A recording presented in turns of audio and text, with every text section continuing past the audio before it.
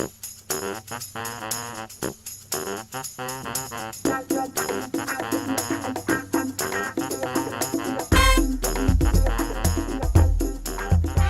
right, we did it. Well, you did it. You did it again. Welcome to the Open Forum Podcast, episode 002. Corporate worker bees by day, busy dads and gamers by night. We're bringing you the barest of bones, but most passionate podcast where we talk almost anything and everything in an open forum format. Why, you might ask? Well, for funsies. Yes, we're the late night open forum crew with your co-hosts. I'm Major Pancakes, everyone's favorite tweet hero Dre, and in spirit with us is Eddie Mac himself, who might not join us. Each week we live vodcast on Twitch under Late Night Open Forum. Tune in there, drop by chat, say hello, ask a question, or give us your thoughts live as we watch the episode premiere with you through the power of the internets and Twitch. Or as always, you can check out this episode whenever your podcast appetite demands by visiting our YouTube page there as well for you to check out.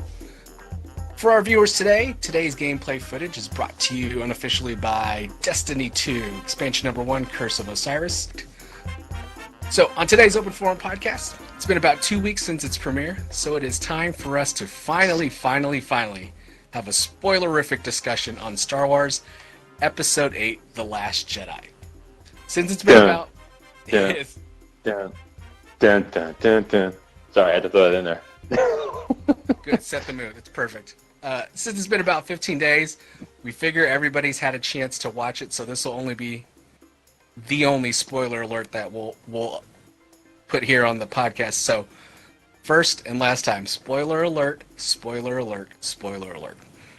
All right, with that, on today's episode, find out if we liked it or not, and which one of us actually draws comparisons between The Last Jedi and Christopher Nolan's The Dark Knight. What? Keep listening and you'll find out. So with that, let's get into it. But before we get into the nitty-gritty details, simply, Dre, give it to me. 2 thumbs up or 2 thumbs down? For me, definitely 2 thumbs up. Film's not perfect. There's definitely some little tiny things here and there that could have been changed or completely removed. But overall, I was very pleased with the film. So it's 2 thumbs up for me. How about you, Christian? Awesome. I would have to say I've actually seen it twice. The first viewing, I did have to take a step back. I knew I liked it. I didn't know how much. But after the second viewing, it was definitely a full 2 thumbs up. A 3rd thumb, if I could do that. Nothing kinky, by the way, but I liked it that much. So, all right, so we both liked it. Let's start with this. Pick a scene or multiple scenes. What sticks out the most to you? Which scene was it, or which scenes were they? Were they good or bad, and why did it stick out to you? So let's see. I'll start with the positive first. Scenes that stuck out to me positively. Number 1 for me would be the scene in the Red Room where Rey and Kylo Ren join forces temporarily to fight against the, whatever you want to call those droids, those guard droids. The Praetorian Guards. That was the Praetorian. Thank you. Yes. Don't even know where you found that name, but thank you for finding it. That whole sequence was just amazing. Like them taking out Snoke was so unexpected and such a, oh my god, like that just really happened moment, and just seeing them like back to back and just fighting against those droids down to the final. Rey tosses Kylo Ren the lightsaber and he grabs it and hits the button and like hits that guy right through the face. I mean, that whole scene was just amazing. Like that really stood out for me. I loved it from start to finish. I would agree. That's probably the most. Well, I think a lot of the lightsaber duels, starting even with the prequels, I think they're well choreographed. However, this one in the throne room with Rey and Kylo was by far the best, and it's the most modernized as well. I mean, I felt like certain hints and callbacks even to like a John Wick choreographed like fight scene. One move where Rey was struggling for position and she ends up releasing the saber from her one hand, drops it into her other, and then continues the fight. I mean, little things like that were pretty awesome. And I did actually see a GIF that was making rounds this week. It was a quick GIF, and it just showed where Rey and Kylo were back to back, and he takes a step back with his right leg, and it looked like he knew that Rey needed to kick whoever her opponent was, and it seemed like him stepping back pushed her, and he used a little bit of the force to like give her a little extra kick into her kick as she kicked the other combatant. So I mean, little things like that. I mean, I wanted to see it again. I've seen it twice, and it still wasn't enough. But I'd agree that throne room scene was pretty awesome. One thing I actually even liked about that throne room scene too was the fact that the drapery caught on fire. All the drapings coming down the wall, that was red. But as soon as I think Rey like knocked one of the Praetorian guards, you know, I don't even know what kind of weapons they had, but whatever weapon they had, it hit the current, it caught on fire, and the next thing you know, everything's burning down around them. And by the end of the scene, you see the exposed metallic hull, the wall, and even some windows out into space. I mean, that was kind of a summation of what just happened. It was a destruction of something royal and majestic.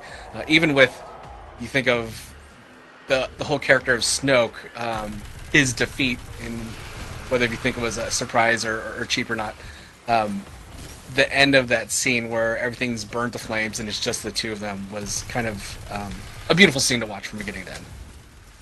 Yeah, that's one thing about this movie I love so much is like the imagery. Like, there's so many beautiful images in this movie, all throughout. I mean, just from on Planet Crate, is that what it is? Yes. Planet Crate. Yes, on Planet Crate. You know, the salt with the streaks of red, the beautiful island where Luke is, you know, secluding himself. You know, the island with the beautiful oceans all around. Even especially like that final scene where Luke is just about to kind of go off into the forest, and you know, he's got the two suns there, just like he did back on Tatooine in Episode 4. I mean, they just, yeah, the scene. This is kind of like an audio-visual part, but like the scene where the commander, general, whatever the hell her name is, goes into hyperspace right through Laura Dern's character. When she goes into hyperspace, like right through that Star Destroyer ship, and everything gets all like, you know, bright but quiet. I mean, it's just, everything was just so beautifully done in this movie, and I really think that they should get some kind of like visual effects, at least Oscar nom for Oscar season for that, because it's just a beautiful movie to look at. I'd agree. There was actually, well, that kind of leads into, I mean, if it's my turn, a scene that stuck out the most, that was definitely the hyperspeed bullet, where Admiral Holdo does the sacrifice, turns the capital ship, turns it directly into Snoke's grand ship, and then hits light speed through the middle. The use, or Ryan's use of a silent track, you could actually pick it out quite a few times throughout the movie. Anytime that Rey and Kylo did their Force Skype chats, or whatever you want to call it, he would do a silent track with a minimal sound of a drip or something to let you know that it's as if they were both in an echo chamber and it was just the two of them. It's very subtle. I mean, you kind of have to be looking for it to really notice something like that. But he does a good job of really defining the moments and the seriousness and the tone just by doing a silent track or a near silent track. But that scene with Admiral Holdo doing the sacrifice was probably the one that stuck out the most. I let out an audible, "Oh, sugar honey iced tea," that all my neighbors heard me say. But I know I wasn't the only one that was pretty shocked. And again, the imagery too of that scene, with you see the fragments and the particles and the debris kind of just holding in space and in time, almost like frozen, with a Matrix-like bullet time effect of kind of scanning around as everything was frozen. Really beautiful stuff to see. I kind of almost wish that was General Leia's send-off. I don't know how they would have done it, or if that was ever kind of in the plans to have Leia do the sacrifice in that sort of way. I don't know. We'll get to it when we talk about what we think is going to happen in Episode 9.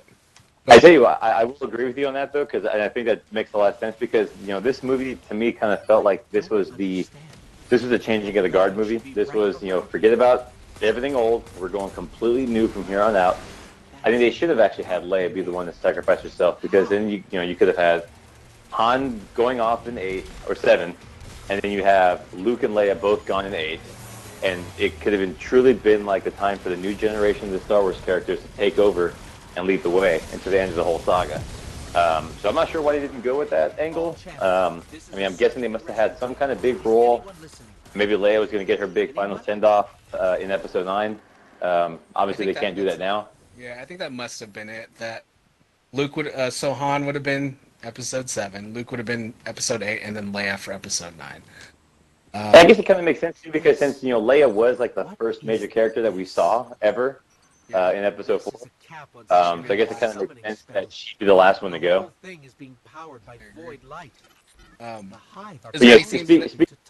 ahead. Well, I want to go back real quick to that same scene though.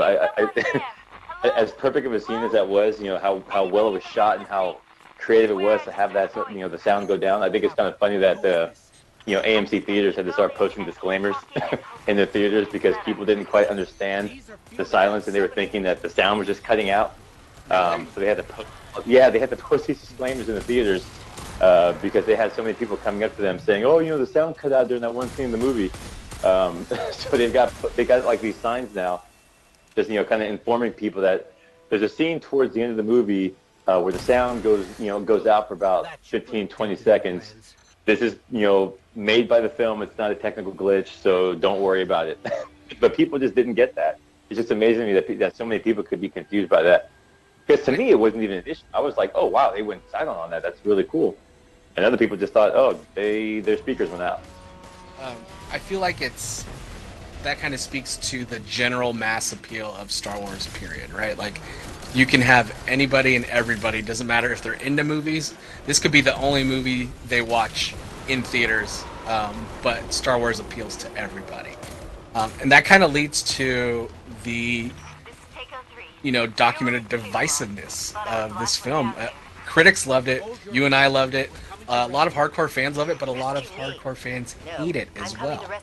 I don't know, is there any scene or anything from the movie that can make you identify, even though you and I have both said that we both give it a 2 thumbs up, we love it, is there anything that can kind of make you feel like you maybe didn't like it, or you possibly wouldn't have liked it if it wasn't the way it was? I mean, like, there's some scenes, like, for example, the whole thing with Rose and Finn on that one casino planet. That whole scene, just them just going there to try and find a hacker, and just so conveniently getting placed into a jail cell with another hacker, and them going through the whole chase on those little horse, llama, dog things, whatever those words. Yeah. I mean, that whole scene to me, honestly, like, could have been cut out. I mean, that seemed like a good 25-30 minute waste of movie. And I can kind of see how some people might get angry about that, because scenes like that kind of take you back to the prequels, and nobody wants any more taste in their mouth of anything with the prequels. And so I can understand how some people might see that and be like, oh, that part kind of sucks. But I mean, I'm not gonna go and knock the whole entire movie just because one small segment of a 2.5-hour long movie was not that great. I mean, there's plenty of other things that are really greatly done that I can look past a little thing like that. Or, we've talked about Snoke, being taken out in this movie, and, us thinking that he was kind of being set up to be the new emperor, and they went in a completely different direction. And, people held on to their theories and their thoughts for the last 2.5 years, thinking, oh, who is he? Where did he come from? Is it Ezra from Rebels? And who is this guy? And everyone just really was hoping that they get like this answer as to who he was, and they didn't get it, and they were disappointed. And I get that. No one wants to be disappointed with things, especially with something like Star Wars that you care so much about.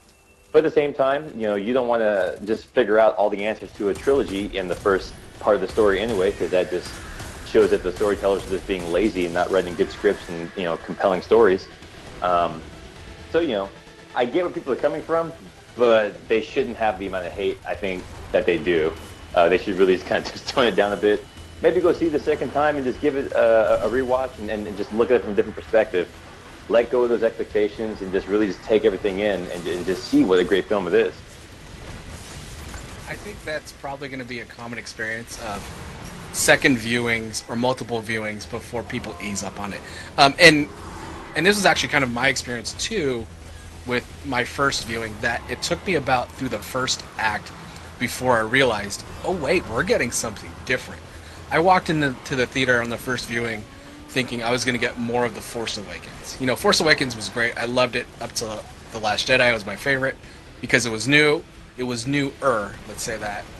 Yes, it was a little bit of a rehash of A New Hope, but I feel like it was a good modernization, an homage to the original trilogy, while doing a send-off for the new Disney trilogies that's coming up. But after The Last Jedi, it makes me feel like this could now be, it should be, Episode 8, The Last Jedi, should have been the real Episode 7. That should have been the first movie we got. Whereas The Force Awakens should have been 6.5, or the prequel to the new trilogy. Like, pay your respects to the past, have your cameos, have everybody do their send-off, but then have a brand new cast, do new stories, new things. But Force Awakens wasn't exactly that. So, because it took me... Okay, so what I was trying to get at was, because of the way J.J. Abrams started Force Awakens as a refresh or a rehash of the original trilogy, everybody went in expecting that. And when Rian Johnson went the complete opposite direction for Episode 8, it's very jarring, right? You don't understand. Like, it's almost like, is he really calling out his employers? Like, I mean, it just felt weird. You've never really seen that before, where he's basically ignoring canon. Well, not necessarily ignoring canon, but he's openly going against everything they did in the previous film. Right.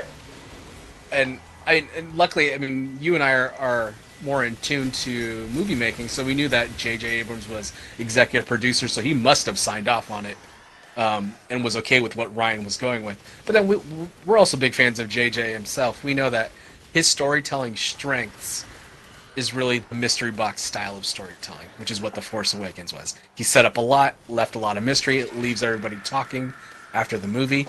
I don't think he knew where to go with the story. I mean, he could have technically, if he was going to do Episode 2 or Episode 8, The Last Jedi, he could have technically kept the mystery box going all the way to the very end. But he turned it down. He openly turned down Episode 8. I think it was before they even released The Force Awakens. They offered him Episode 8, and he turned it down. He read Rian Johnson's script and then openly came out and said, I deeply regret turning down Episode 8 because Ryan's script is amazing.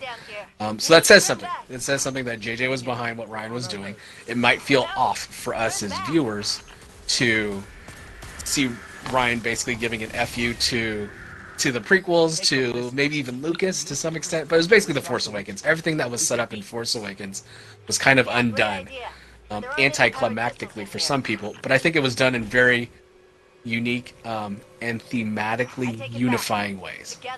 The Last Jedi, to me, I say is the best of the Star Wars, because thematically it took itself seriously, and from beginning to end, it was a cohesive thematic story where everybody has their journey. And even going, if you want to talk about Canto Bight, yes, that was the slowest part of the movie. It's almost like that hauling Rathtars from Force Awakens, that slow part where you first meet Han and he's smuggling, space bears or whatever he was doing with those squids. Mm-hmm. That was the slowest part of that movie. Canto Bight was the slowest part, but I think it was intentional. To tell you the truth, I think they did that to show that these rebels are really underpowered and they're just grasping at straws to fight against the First Order. They threw a Hail Mary and it backfired completely. Finn, when they were captured and he felt so bad that they picked a guy who they thought was going to help them, and he ended up turning on them and they got a bunch of people killed. That's why he was willing to commit suicide on Crate. Everyone's asking, well, why did Finn all of a sudden just want to go kamikaze and take out, the, what do they call it, the Death Star laser ram, battering ram? Yeah. And he kept yelling over and over again. He's like, no, they can't win. I won't let them win. I'm wondering if there was some cutout scenes or some filler scenes that kind of went into that more about how he felt responsible for what happened and why there's nobody left, and he was going to do what it takes to beat them. That's why he was so determined. Thematically, again, I think this movie has everything for all the characters. Everybody has their arc. Even Rose. I mean, it's a little awkward as Rose's and Finn's story was. Yes, it was boring, but I think it was done for a reason. Like, they tried to do everything they could by going to Canto Bight. It didn't work. They called an audible, and that still didn't work. And now Finn was willing to give it all up to make up for that. And that's kind of what a hero does. You know, their heroes are. We like to think of them as infallible, but even Luke himself, he was a fallible character. The fact that he became the Yoda of this story, right? When we go to Dagobah, Empire Strikes Back, Yoda wants nothing to do with training Luke. He's acting, nonchalant and kind of oblivious, and starts pounding his stick on R2, just acting the fool, right? Luke's kind of doing the same thing to Rey. Like, he wants nothing to do with Rey. So, I mean, if you think about it, Luke has now become Yoda of this story. So, I don't know. I've been kind of rambling on, but I really enjoy this movie. The fact that it's so divisive, I think, is actually a good thing. I think it's going to open people's eyes to how great Star Wars can be if they don't stick to what's familiar. There's just so many places to go. True. I mean, and being divisive, all it does is just opens up more communication, right? It'll just keep people talking even longer. And the more people get talking, like, the more, like, their expectations and hopes are for the next movie, and they might even create a few more new diehard fans because of that. And all I can do is just create good things. So the more conversation, the better. Awesome. All right, so we've talked scenes that stuck out that we liked. You said you didn't like Canto Bight. I kind of didn't like Canto Bight as well. It's not that I didn't like it. It was just the slowest. It was definitely the slowest part of the movie. I don't know. What did you think about Luke and the way he kind of went out as the hero? I mean, I loved it.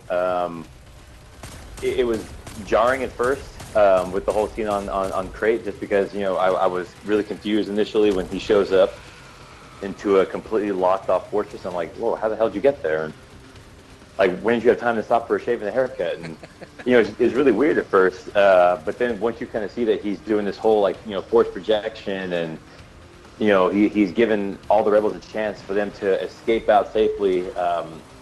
I mean, and just seeing how he just took every ounce of his being to put that out there and save the people he cares about. He got to say goodbye to his sister for the last time, and I just felt like his whole journey, I mean, it came full circle. Like I mentioned earlier about, seeing the scene with him and the two sons again.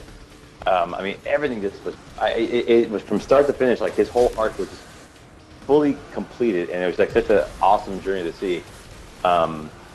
Just even seeing him going from, like, that little farm boy that we knew in the original trilogy to kind of being like this kind of crazy old man outcast living on the island by himself. I mean, just that whole journey of his that he took was just a beautiful journey to see, and I loved it, and I love how it finished out. I thought Mark Hamill's performance was his best performance ever as Luke. I couldn't say anything bad about anything regarding Luke in this movie. I mean, it was perfectly done in my opinion. I'd agree. I mean, yes, we'd want to see.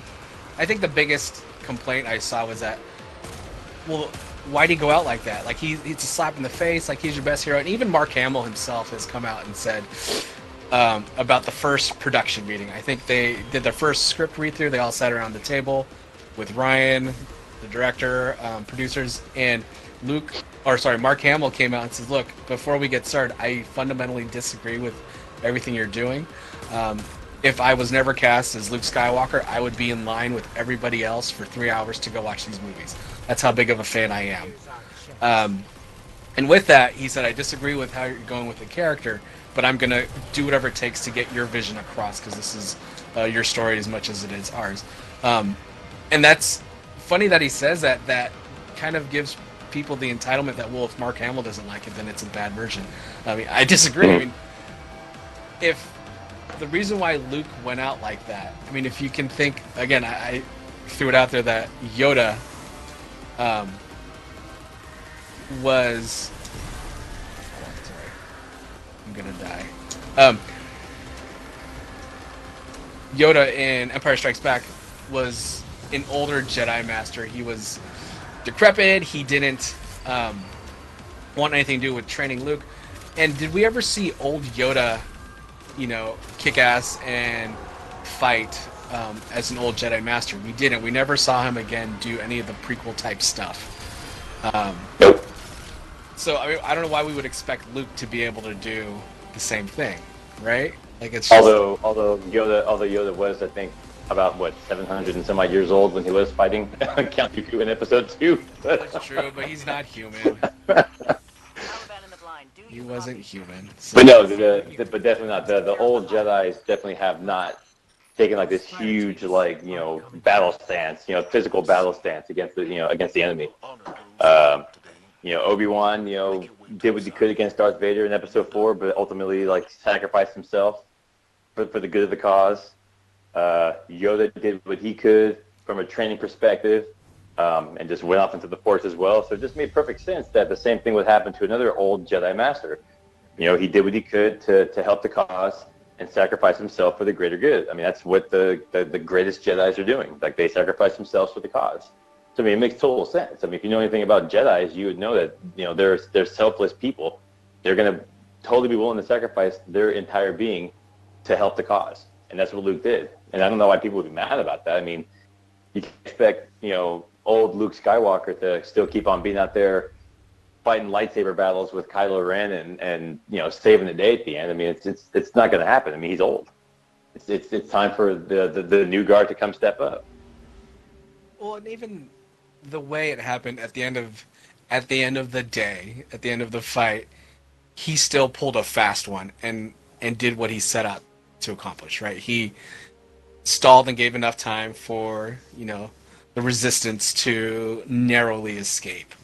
And at the same time, the Last Jedi, now being Rey, was able to get away, and the Jedi will live on.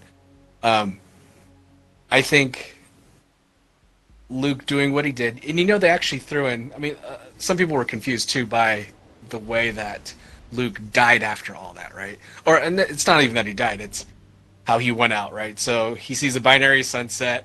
He's completely drained from doing the Force projection across the galaxy, and he kind of just vanishes. Like Yoda vanished in his little hut, and how Obi-Wan just kind of let go and vanished in his fight with Vader. After, Luke and Han and the team, just escaped. So kind of almost a rehash of A New Hope in that scene. Like, Luke lets go and vanishes while Obi-Wan let go and vanishes at the same time. So people didn't like that. I think that's kind of, I don't know how to say this, maybe foreshadowing to some extent of what happened with Snoke. Okay, so I think we're crawling into now what we think happens next in Episode 9. So the task is now falling on J.J. Abrams to take Episode 9 and close out this trilogy. And I think he's got a tall task compared to what Rian Johnson started. And I'm sure the first thing people want to know about is Snoke. What happens to Snoke? So I think what happened with Luke at the end of Episode 8, The Last Jedi, the fact that Luke showed his power and his ability to force project across the galaxy, I think that actually is what Snoke was doing in the throne room. So, still there? See, I thought he was just using the same hologram technology like every other person has ever used in a Star Wars movie. I didn't think he was actually force projecting himself, because if that was the case, he wouldn't have been showing up as a kind of computer display. I mean, he would have been kind of there physically, right? I mean, when he was always appearing in Episode 7, it was like a projector image of him. It wasn't a physical hard copy look like what we saw with Luke in Episode 8. So I'm not sure if I would think that he was actually projecting himself through the Force. Well, when's the last time you saw Episode 7? When's the last time you saw Force Awakens? A few months ago, not that long ago. Do you recall what Snoke looked like in those holograms? He looked much older, right? Yes, he did. He looked much older. So, to me, when you see him for the first time in the flesh, and even in the first hologram projection when he body slammed Hux, or face dropped him and then drug him across the floor, he looks younger. Yep. He looks younger, right? So given that, I think there's a chance that if Snoke really is all-powerful, even more so than Luke, he was doing a dark version of the Force projection leading Kylo Ren to do what he did, and he's playing the long con or the long game like that. Now that's my speculation. That's what I want in the speculation that gets everybody in trouble because that's what we want the story to be. And when it's wrong, we get upset. I won't get upset, but still. I will say I agree with you, and I hope that to be true. Just because someone being as powerful as he is, or at least as we're being led to believe that he is, I find it so hard to believe that for someone who says that I could foresee what you were going to do, and I knew you were going to do this, I knew you were going to do that. Right. If he was so knowing, how would you not see that the person 5 feet away from you is getting ready to cut you in half with a lightsaber? Right. So yeah, I mean, maybe he was just projecting a false copy of himself, and that would make sense. Although that the Luke projection, I mean, we saw that there was no physical form. Well, and then again though, but he did kiss Leia on the forehead, so. And they planted the seed. They planted the seed. So yeah. With Kylo and Rey, when they were doing their Force Skype, there was a scene or a moment where Kylo touched his face and he felt the raindrops that Rey was standing in the rain, right? So there is a bit of tactile Force projection that's available. Even the dice. After Luke had officially disappeared and died, Kylo found the dice on the ground in the bunker. And Luke had already been gone at that point, and that thing still lingered with his Force energy, or whatever you want to call it. So they plant all these seeds that show, even as a Snoke was cut in half and lying on the ground, it could be a Force projection, all an illusion, all a trick. That's my theory, and I'm sticking to that for Episode 9. I mean, I'm not going to be disappointed if that doesn't happen. I'm not a miserable, curmudgeon, diehard Star Wars fan that I need it to be my way or no way at all. If it's not that way, I'm open to anything JJ wants to close it out with. But I think there's more to Snoke's story, because how blown would people's minds be if they were all throwing hissy fits about Snoke dying and it turns out he wasn't really dead? That would be just JJ at his finest right there. Yes, wouldn't it actually? Wouldn't you think it would be even bigger than the original Vader, Luke, I am your father twist? Oh, totally. Right? And then it would even raise more questions. It would raise another question as to what happens with his relationship with Kylo Ren going forward. Would they still be cool? Would they not be cool anymore? Seeing as how he did ultimately just try and kill him. Right. So, how would that play out then too? I mean, would it essentially kind of force Kylo Ren to go back to the good side with Rey and fight against Snoke? That would just be a really cool angle to see play out if that was the case. That's how I think it would be the best story, is that Kylo comes back to the light side. I don't think he's redeemable because he's just murdered and murdered and murdered and murdered. He's killed young students. He's just irredeemable, like Vader was. Vader was, at the very end, he was always a monster. He went out like a monster, except to Luke. Luke saved him. He saved Luke in his final moments, and he died basically trying to save Luke from Palpatine, right? I think almost anyone can be redeemed, though. I mean, think about Vader and Anakin. I mean, he killed younglings, dude. Younglings. So if you can kill younglings, then and still be redeemed later, then I think anyone can be saved. But I don't think. I mean, okay, so maybe he'd be redeemed to the audience to some extent, and it would be acknowledged by Rey, kind of how Luke, saved Vader at the last moments on was they were on the Death Star, right? The second Death Star. Yeah. Yep. But I feel that there's no way anyone would accept me. He killed Han, for God's sake. There's no way anybody would accept him back other than Rey. Rey would forgive him for it because she has no attachment to Han, I would say. She barely met the guy and she was already crying over him. But because he was the father she never had, and she's constantly looking for parents, right? Yep. I don't know. So I think that would be the best story, is if Rey, it's like a forbidden love kind of story. Rey ultimately wants to save Kylo, and she does redeem him, but only she knows about it and no one else does. I mean, because that was, maybe that's a tease, right? The whole throne room, Kylo Rey back to back doing badass Jedi things was a tease for what's going to happen. Maybe the Knights of Ren finally come back. I was under the assumption that the Praetorian Guards were the Knights of Ren, but apparently they're not. Well, I hope you go slide up into JJ's DMs and plant those ideas in his head so he can make that happen. Well, he's already submitted the script. I haven't heard any response. He submitted the script for episode 9. I think the day of release for The Last Jedi. It's the day or the day before. I remember that. Yeah. But I haven't heard any responses or any kind of anything else other than that it was submitted. I don't know if it was any good or whatnot.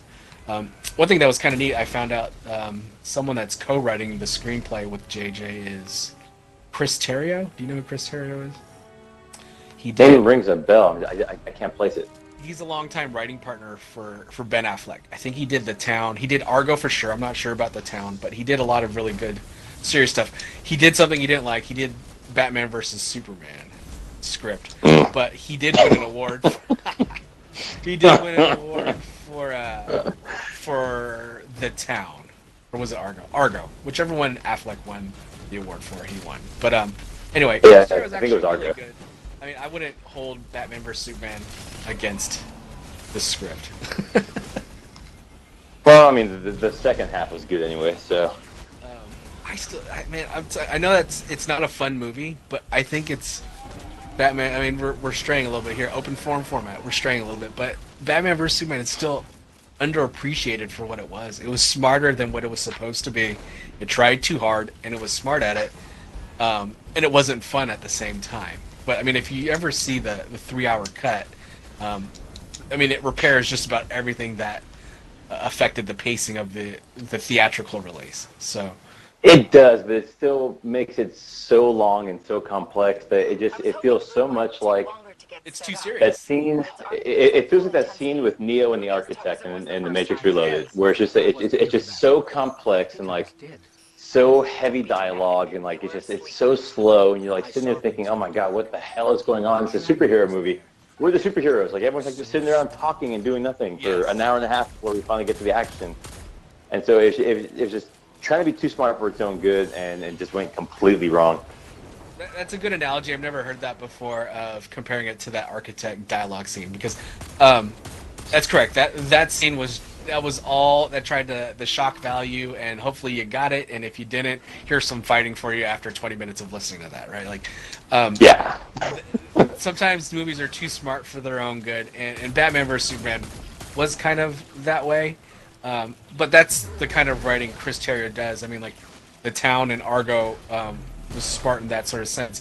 But I will say, if he's writing episode 9 with JJ, if Rian Johnson has laid the groundwork for a smarter Star Wars, if JJ and Chris Terrio can figure it out, I'm excited of a next level of Star Wars after The Last Jedi. If this Last Jedi was really smart, did some really great things with themes that they haven't done in other Star Wars, I'm really excited what they're going to do for the future with that kind of writing. Again, with JJ too. If JJ finally has his direction and knows how to close it out, I'd be excited to see how this trilogy ends. Kind of a word too for those that don't know. So Rian Johnson, who did The Last Jedi episode 8, he is not doing episode 9. That has been awarded to J.J. Abrams after Colin Trevorrow dropped out. Trevorrow did Jurassic World. Did he do this? Is he doing the sequel? He's not doing the sequel. I think he might be doing some producing on it, I think, but he's not directing that one. Okay. So JJ's doing episode 9. It's interesting because we've always been big fans of anything JJ. All the different TV shows from Lost to Fringe, anything JJ's done, we tend to like. But it kind of begs the question too that, you know, JJ's really good at TV. Like, what makes him so good for movies? I like the Star Trek, the rebooted Star Trek with Chris Pine as Kirk that JJ kicked off. But again, JJ's storytelling style is mystery box oriented, which fits well for the TV episodic format. Start us down a story path, keep those episodes going, and the advertising dollars rolling in from season to season. But then again, he turned over Lost, right? Like, he was the show creator. He turned it over to showrunners Cuse and Lindelof. So maybe JJ doesn't really know how to take his ideas the full step. But if Rian Johnson's giving him a good groundwork, maybe JJ has all he needs. So um, I'm happy to see where it goes. And it should be that it should be that hard to do. I mean, it's just we're just talking about one movie. You know, I mean, you're not setting up any more after this. I mean, this is it. This is like the final bow on the present. So you don't have to set up any more mysteries, nothing like that. You just gotta close everything out just perfectly. You can tie in things from like all previous 8 movies if you want, but like just make it just a nice, complete story being told with no mysteries, no like self-interpretations, just like direct, solid answers to everyone's questions that they've had for all these years watching these movies. I agree. It's also interesting to note that although JJ's getting episode 9 and Rian Johnson isn't getting episode 9, Johnson's actually already been awarded. I say awarded now, it's because Disney has given him the writing and directing opportunity for a new trilogy after episode 9. After episode 9 that JJ does, 10, 11, 12 has already been, episode 10, 11, and 12 has been awarded to Rian Johnson for a new trilogy taking place in a different part of the galaxy that we've never seen before. And this is according to the Disney earnings call about a month or two ago. And Rian Johnson's going to direct a new trilogy and write a new trilogy. It's not going to involve the Skywalker family. So it's no longer a Skywalker saga, which is what Rian Johnson set up with The Last Jedi, is that you don't have to be a Skywalker to be special in the galaxy. And that was kind of the big reveal of Rey's parents kind of not being anybody but drunkards. And I think even Kylo said they have a desert, burial ground, and they were nobody. They sold Rey off for drinking money, and she comes from nothing.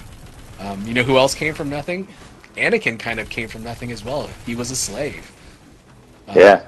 And that's kind of something about the prequels too. Like when Luke talks about how the Jedi kind of, the Jedi Order, at least the Republic Jedi, Qui-Gon, Obi-Wan, Yoda, Mace Windu, that group of Jedis, they were always so righteous, yet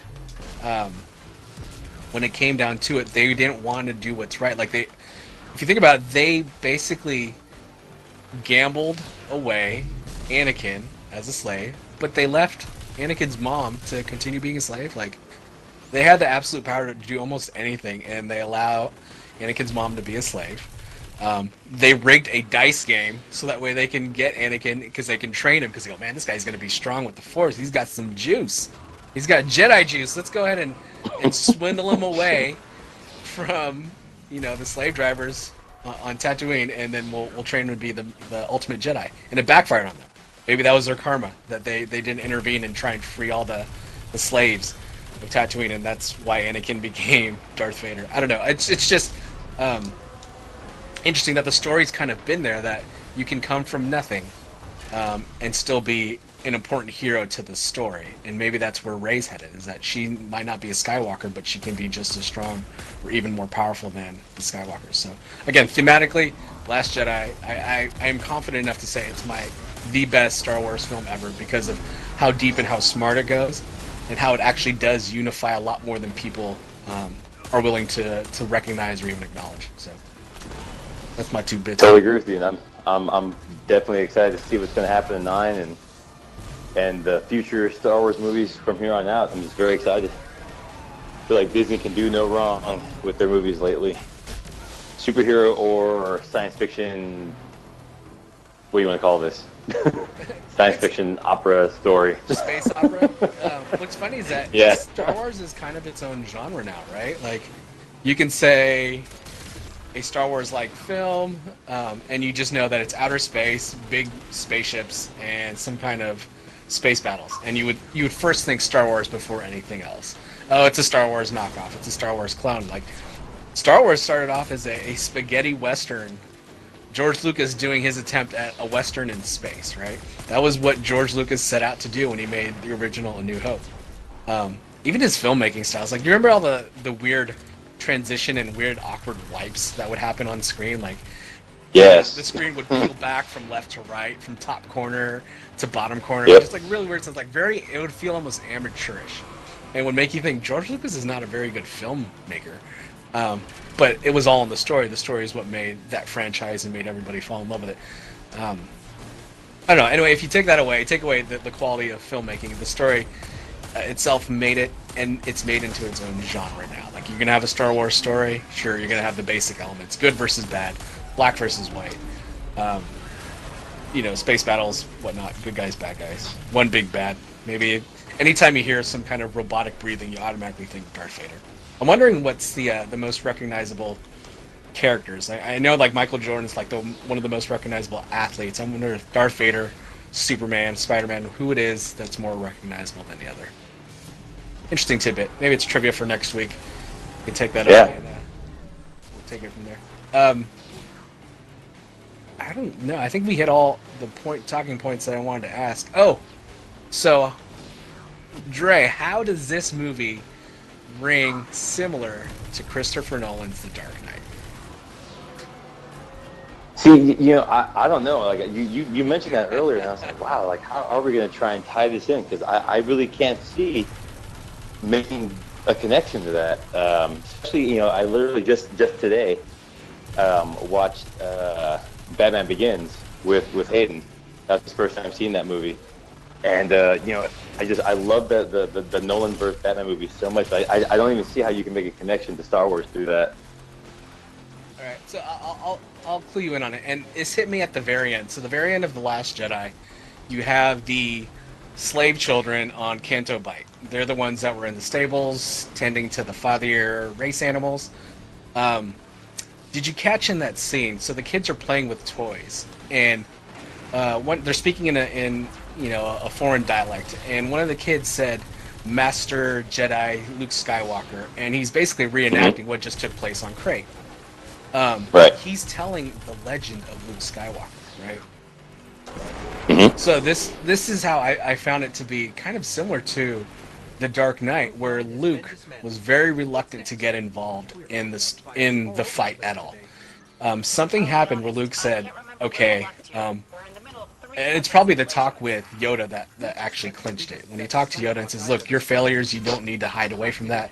You need to share that. You need to be who you're supposed to be." And he's like, "Look, if I'm going to be," I don't remember if this was actual dialogue or maybe it's internal, or I'm just hoping Luke had this internal discussion with himself. But he basically said, "Yes, I will be the legend that they need me to be. Whether if I'm there in person or force projection, I will be the legend that the Resistance need, the spark," right? That's kind of like what Batman says, "Hey, don't let anybody know that Harvey Dent killed these people. Let everybody know it was Batman. I will be the Dark Knight that this town needs. You need to keep chasing me, and Harvey Dent will be the White Knight." It's exactly what Luke kind of assumed their responsibility to be. Is he finally, again, another story comes full circle when you have Poe, who started off the movie getting a bunch of his bombing crew killed because he was a, gung-ho, what did Leia say? Get your head out of your cockpit. You're getting people here. There were no heroes on that mission. They're all dead heroes, no leaders. He finally came full circle on Crate, where he said, "This is a suicide mission. We need to pull back. We're getting picked off." And that's when Finn did his thing and wanted to sacrifice himself. Poe came full circle in that scene. That was his story arc from beginning to end. Luke going full circle is him reluctant to join, him finally realizing, I can still be a legend, even with all my failures in my past. I will still be the legend that is needed, just like the Dark Knight. So that's one way that I heard and felt the echoings of Christopher Nolan's The Dark Knight. The second one has to do with the villain. Kylo Ren, as annoying as that guy is, there was moments where I was laughing when he was throwing his little tantrums, and to me, it sounded like my 3-year-old throwing a tantrum. I was like, this guy is ridiculous. Like, how is he going to be an intimidating and threatening menace? Like, he just doesn't have that presence. Yes, he's capable. Yes, he has powers. But you just see him and you can't feel threatened by the guy. He's just more annoying than anything. To me, the best way to describe Kylo Ren, he's that annoying, red-headed, middle school kid, the next-door neighbor's kid, who is always on your lawn, pissing in your bushes, just constantly causing a havoc. You hate the kid, he's totally scrawny and, not intimidating. But then one day you find your 100-pound Rottweiler's head cut off and placed in your microwave. And it scares the bejesus out of you. Like, how did that scrawny kid do that? Anyway, to me, that's an interesting villain. He's unpredictable. It's almost as unpredictable as the Joker was in Nolan's The Dark Knight. And at the end of the day, it's just an interesting villain. And that's what it came down to it for me. Is we finally have an interesting villain, not a trope villain. Yes, he's bad. Yes, he's strong. Yes, he's ruthless. No, this guy's unpredictable. He's a loose cannon, and that's why he's a good villain. As the Joker was a good villain. Heath Ledger's Joker was a good villain. So those are two ways. The best of every single superhero villain ever done to this day. I'd agree. So that's my spiel. Those are my two ways that The Last Jedi rang true and rang similar to Christopher Nolan's The Dark Knight. So I'll leave you with that. I think that about does it for me. Dre, any last comments or thoughts on Star Wars in general before we wrap it up?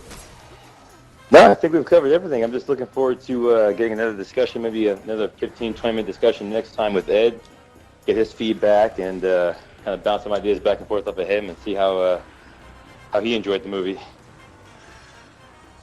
Awesome. I think that's going to do it for us. Thanks for everybody viewing, watching my noobish gameplay, and thanks for also listening along or following.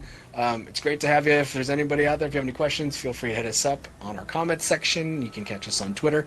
Do the details. Let us know. We'll catch you next time.